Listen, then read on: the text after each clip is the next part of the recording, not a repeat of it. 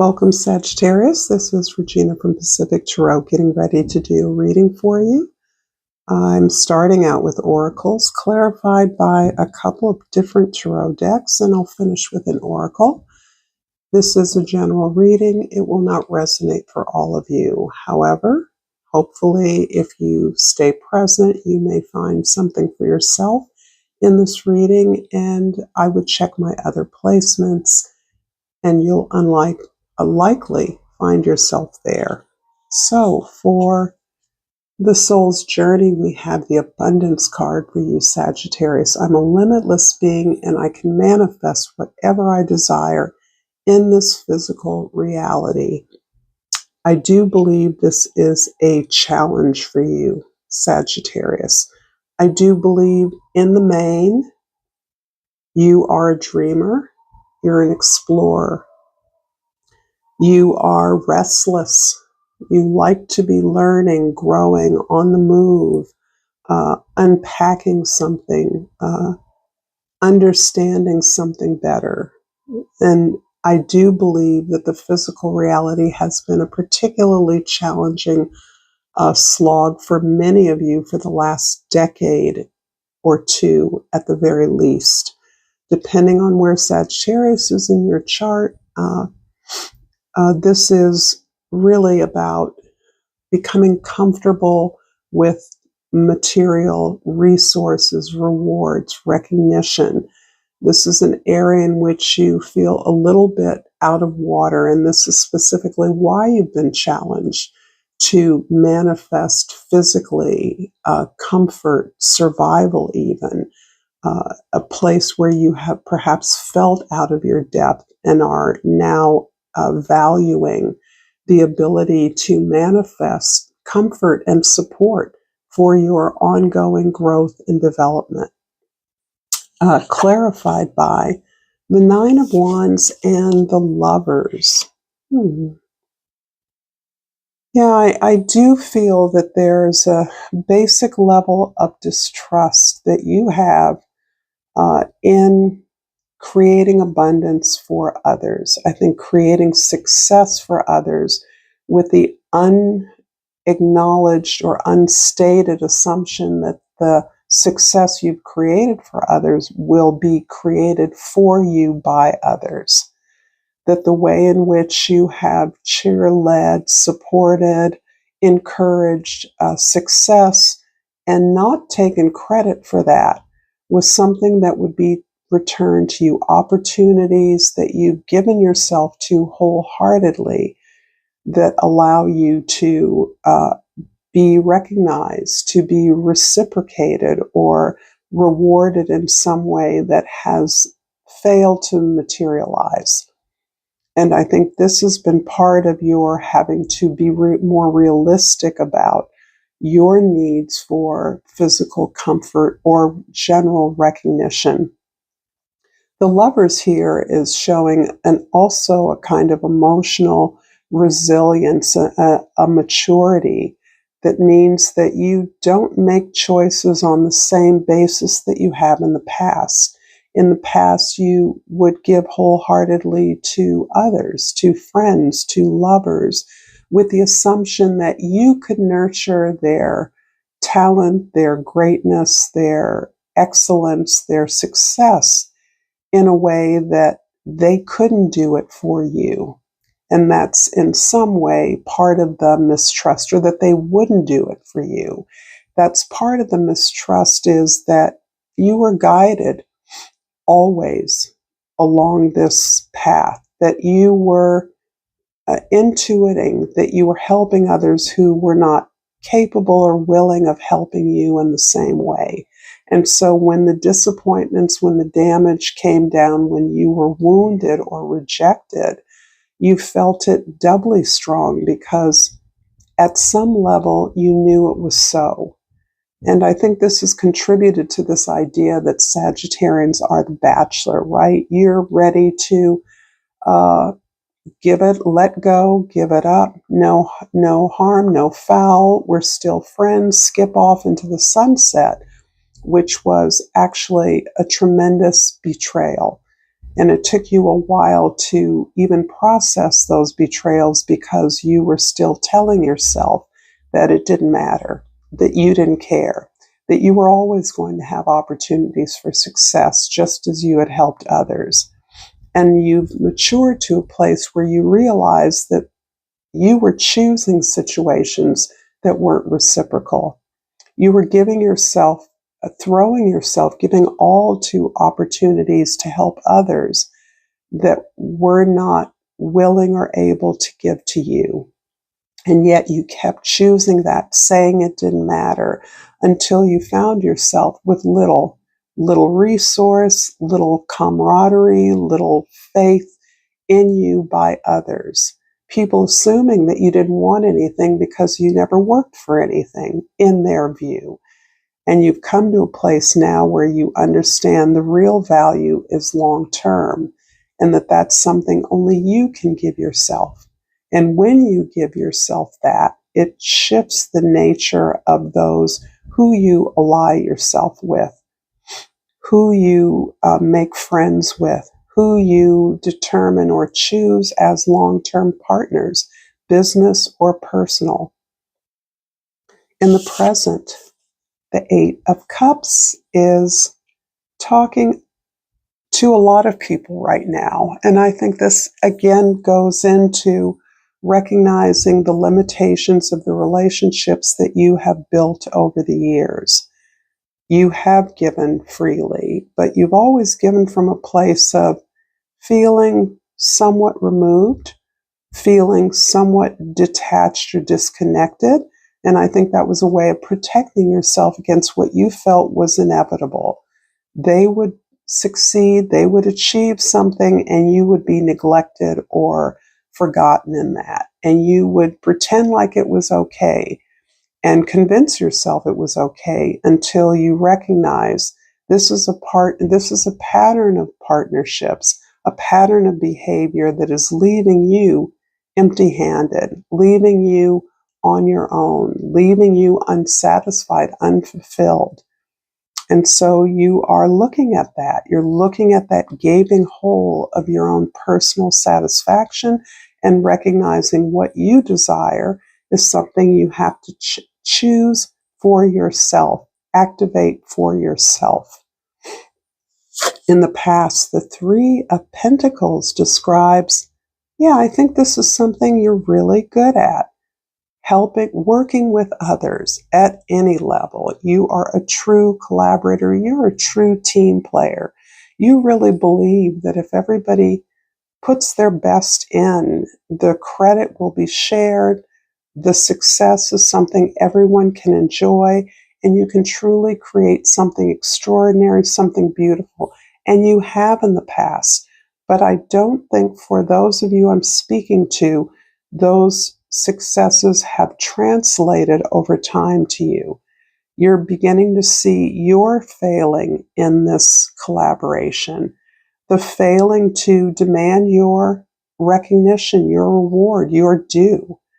And that's something I think that is helping you to pierce this idea of self-trust, trusting in the universe, trusting that abundance is available to you, an abundance you believed was always available in the past until you really began to look at your current reality and recognize an absence of sustained productivity, sustained group, sustained interaction with others, sustained effort. The absence of that as part of a team is something that's leaving you empty-handed now. And in the future, the Empress. Wow, I love this. This feels like, yes, you're finally recognizing that you are the power, you're the sauce, and that you are not only capable of high levels of productivity as part of a team, as directing a team, as part of a natural rhythm of productivity. You're in sync with those you work with, their needs. You're in sync with how to help others, but not to the exclusion of your own needs, your own rhythms, your own efforts. Not only can you produce, give, support others to be highly productive, but you recognize that your due is recognition and some level of reward, acknowledgement, some level of comfort, of practical achievement and accomplishment. This is calling in the harvest. And I believe that your scrutiny of your ability to manifest the kind of comfort and abundance that you feel deserving of is something you're now calling on the carpet for yourself. If this reading is resonating for you, Sagittarius, please like this reading, this video. Please subscribe to my channel, Pacific Tarot, and thank you for being here. I appreciate all the ways that you support me. And I'm going to clarify the past, the Three of Pentacles here with a couple of cards. Ooh, the Tower. Why are these cards all upside down? And the Two of Pentacles. So there's actually two cards here, and that isn't the Tower. Yes, that is the Tower.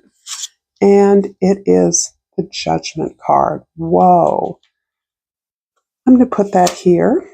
I like this. So you are creating your own breakthrough by scrutinizing your own behaviors, your own responsibility, calling out what your reality for what it is. I think you have responded to a calling you have that is fundamentally about service to others, helping others, guiding others. And that has been the fundamental instinct that you recognize the natural gift you have in working with others. You're good at it. There's very few people you can't work with or can't figure out a way to work with. You are able to recognize real equity in a group effort, and you like to activate that for you. But you're realizing that your mission, your calling, is not adequate to get the results that you're deserving of. So there's something about calling in the justice, calling in the fairness here in the way that you work with others. It's not just enough for others to want to work with you when you're not paid, when you're not credited, when you're not prepared, when you're called in on the spot as a favor. Think of all the times you've done that and received nothing for that in exchange for that. And so this is a way that you are saying, that's not okay. I got to stop letting others use me. And even if it feels good to help, I'm not being helped. And that isn't fair, particularly in the context of what you consider to be friendship.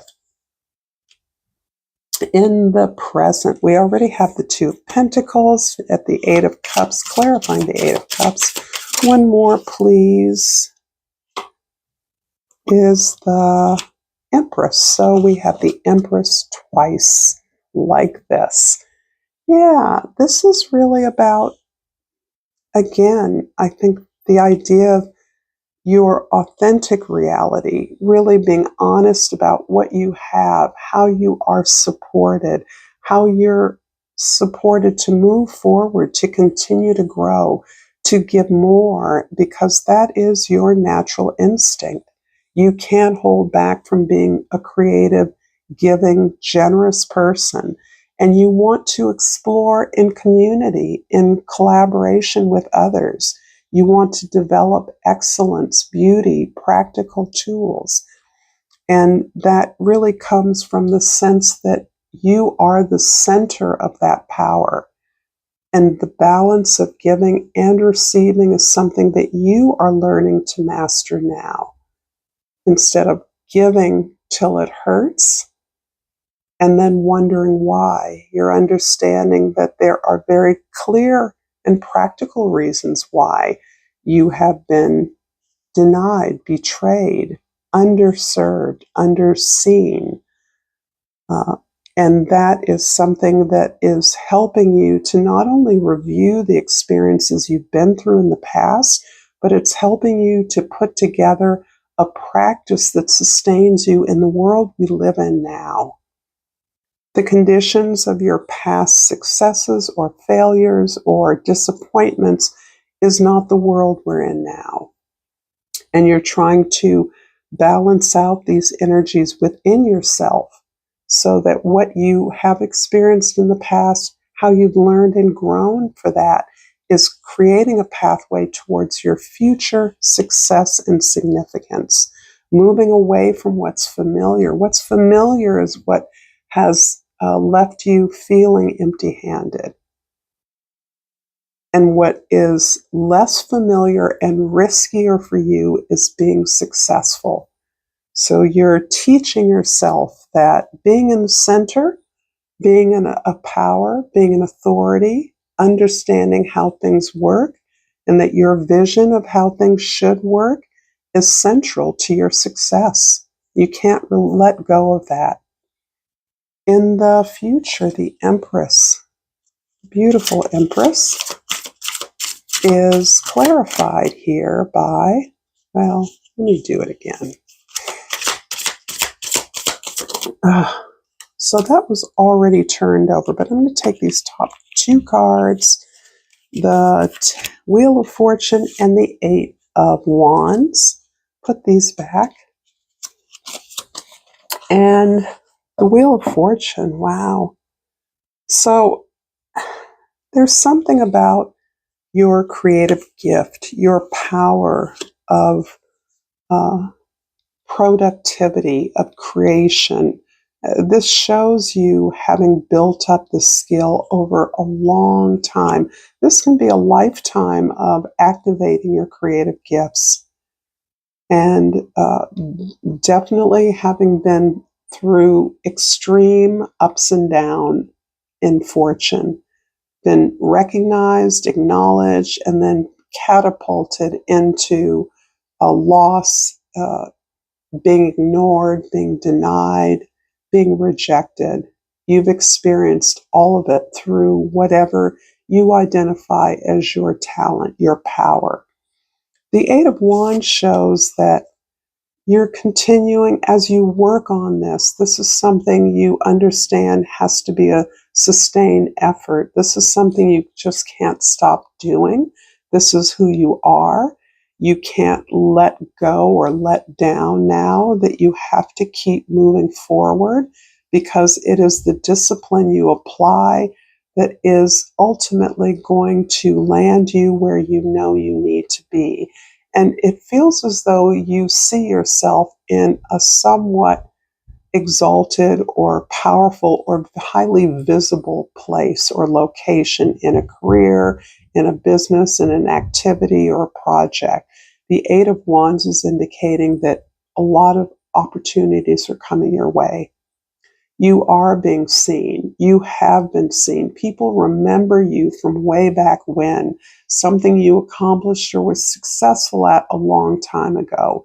And although for you, that's something that's been long forgotten, it has hurt, it has stung, it has felt like a betrayal. Others don't remember it that way. They remember a time when you were it. You were the bee's knees. And now that opportunity is coming back around to you.